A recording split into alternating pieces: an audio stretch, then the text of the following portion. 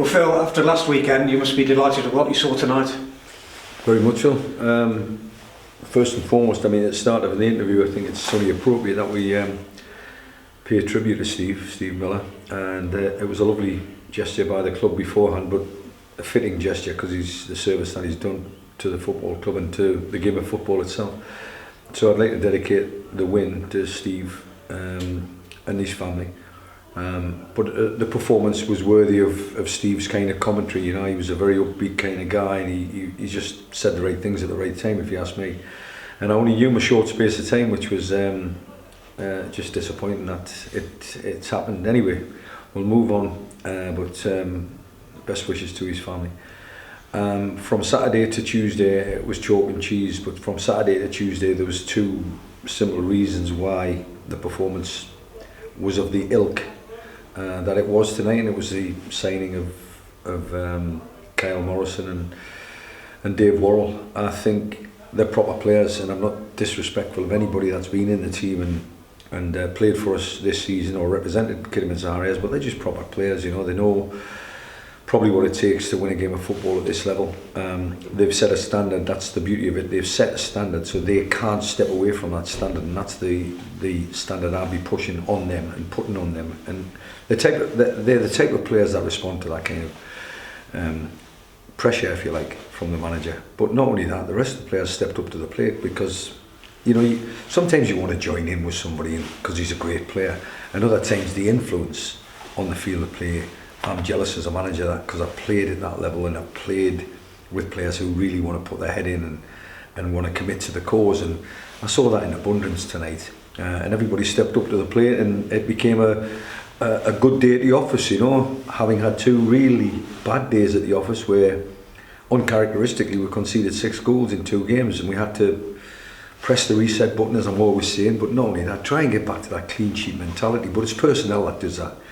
I mean, Dibbs has put his body on the line tonight, and he wouldn't swap his shirt for anybody. You know, Tom was getting ready from, I think, minute 60, but Dibbs wouldn't come out.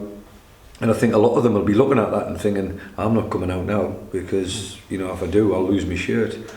Game at a time, it's one of them, but we needed to steer the ship back on course, and tonight goes a long way towards doing that. As well as their skill, I think what those two brought in was strength, desire and discipline. Yeah, I think the shape suited. I know we just had a walk and a talk, and it's, you know, round pegs in round holes, square pegs in square holes, and I think that befits the performance. But not only that, it was just you know, might have been a foolish man if it had been 2-0 the other way. It might have been a foolish man throwing 2 players that have just walked in the door and literally just met the players literally 2 hours, 3 hours before the kick-off.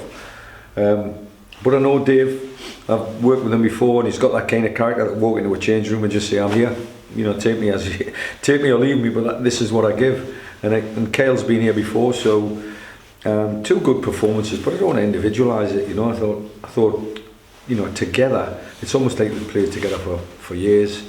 But that's what good players do. You know, they just fit in where you need to fit in. But it was the system that worked. It was the, as I say, the round pegs and round holes. Cam Candela, a special mention to him. You know, as a centre half, been playing centre half, and all of a sudden finds himself in centre midfield. I think the last time we played Kings Lynn, it was the first defeat that he'd sampled.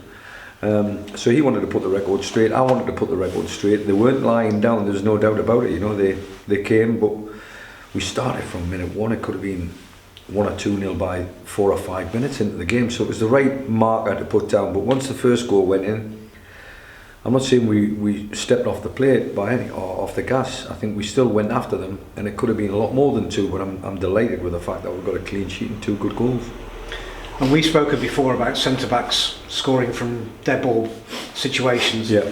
And it was the way that Morrison attacked that ball. He got the delivery was right, but he attacked it and he showed strength, holding players off, and then attacked it and put it in that top corner. We had a little set-piece get-together session on Agbra this afternoon.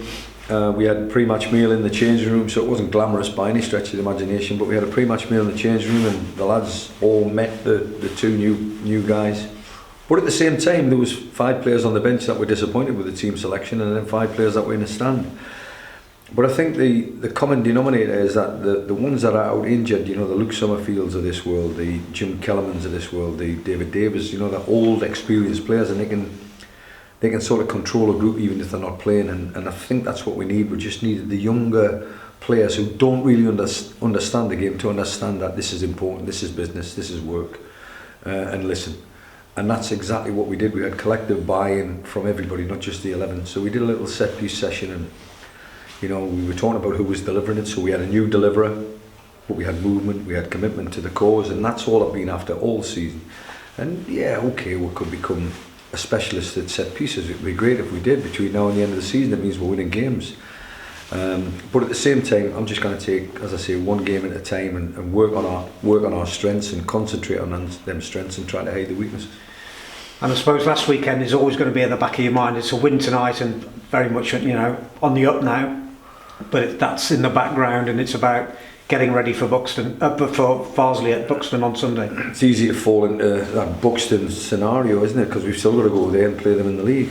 But the Farsley Celtic situation, you know, nobody wants anybody to go under. You know, we're hoping and praying that they survive this season. And from a financial point of view, they've been begborn and stealing grounds and places to play. And nobody wants to be in that situation, but they found themselves in that situation, and we can't feel sorry for them. We've got to capitalise on that. You know, we've got our own gain. We've got our own reasons to try and perform well against the next opposition, and that's all it is. You know, forget about anything after that. It's the next opposition. Put this one to bed, and I'll sleep well tonight, which is the first time for a couple of nights. But put this one to bed, analyse it, pick out the bones of it, take on what we've learned from it, and then try and take it into Sunday's game. Sunday being quite a positive for us, you know. All of a sudden we've got one or two aching bodies in that change room now. It's an extra day preparation. So albeit we thought Buxton were playing silly buggers, as it were, by not giving us the Saturday or the Friday or the Sunday, just extend it. They wanted to get their home game out of the way. Now we've got Farsley Celtic on a Sunday, and it's another 24 hours, and I think that will play well into our hands in terms of recovery.